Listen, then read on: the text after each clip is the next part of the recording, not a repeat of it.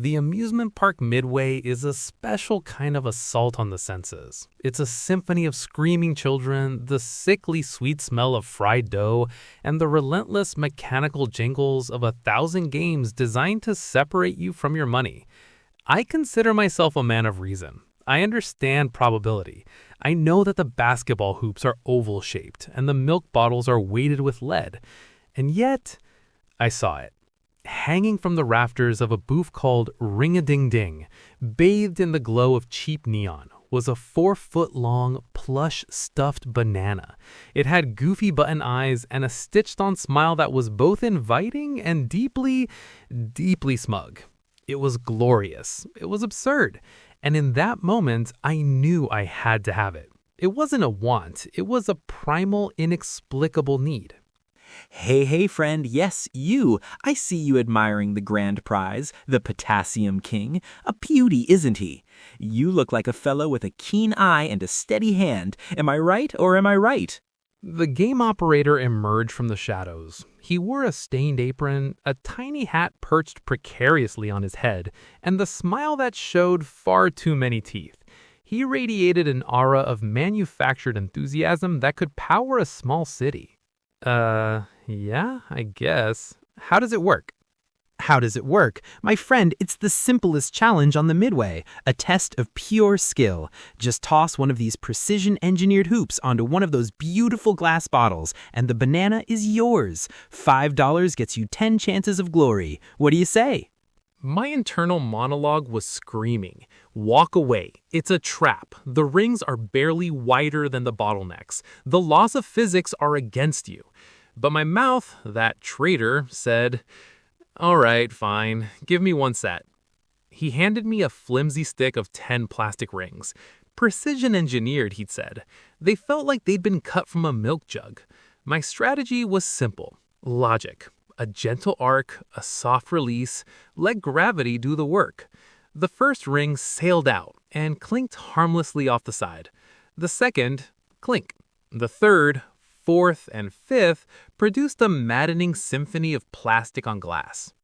Ooh, you're dancing all around it, just warming up that golden arm. I can see the eye of a champion. I can see it. You're just getting a feel for it. His encouragement felt less like support and more like a tactical maneuver. My last 5 rings went just as poorly. Clink, clank, clunk. The sound of failure. I turned to leave. Whoa, hold on there, hotshot. Quitting now? After you've cracked the code? You're at the brink of greatness. Look, I like you. You've got spirit. I'll make you a deal. $10 more. I'll give you 30 rings. That's 3 times the fun. You can't lose. The sunk cost fallacy grabbed me by the collar. I'd already invested $5. Walking away now meant that $5 was a total loss. But if I spent 10 more, I could reclaim that initial investment, plus a giant banana. It was financial genius. Deal, but I'm changing my strategy.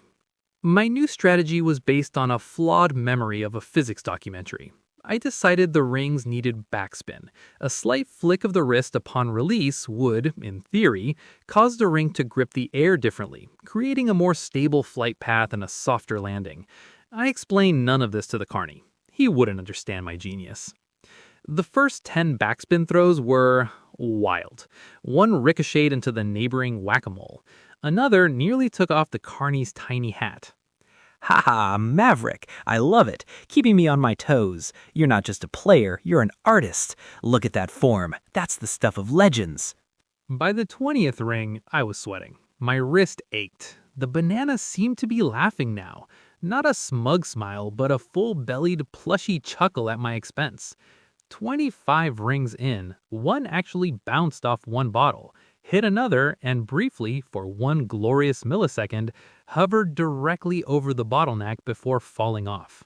Did you see that? Did you see it? He's a prodigy, a natural-born ringer. You're destined for that banana, my friend. It's written in the stars. You can't stop now. You're on fire.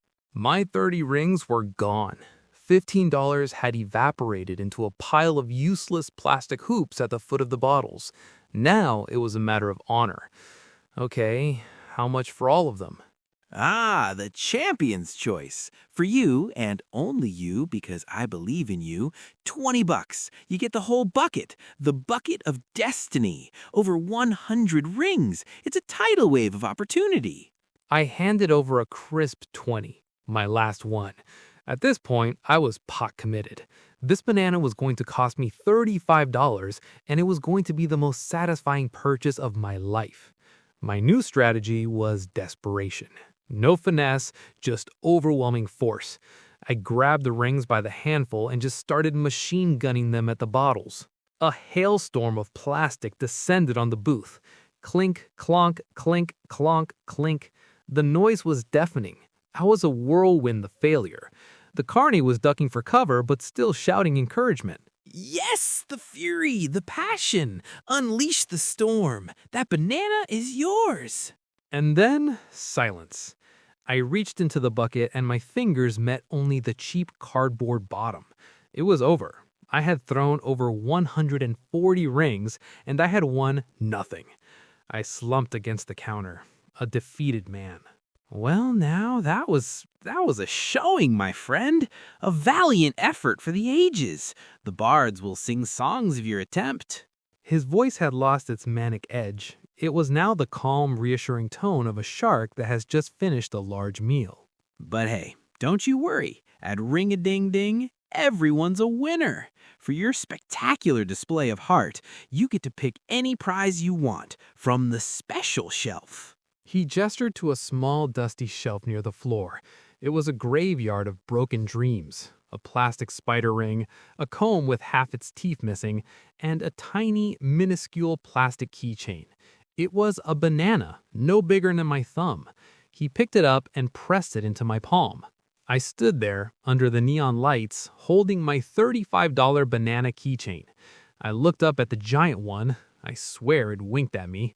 I turned and walked away, the sound of the Carny's voice already fading as he hooked a new customer. Step right up, miss. You look like a lady with a steady hand. Ever want to win a giant banana?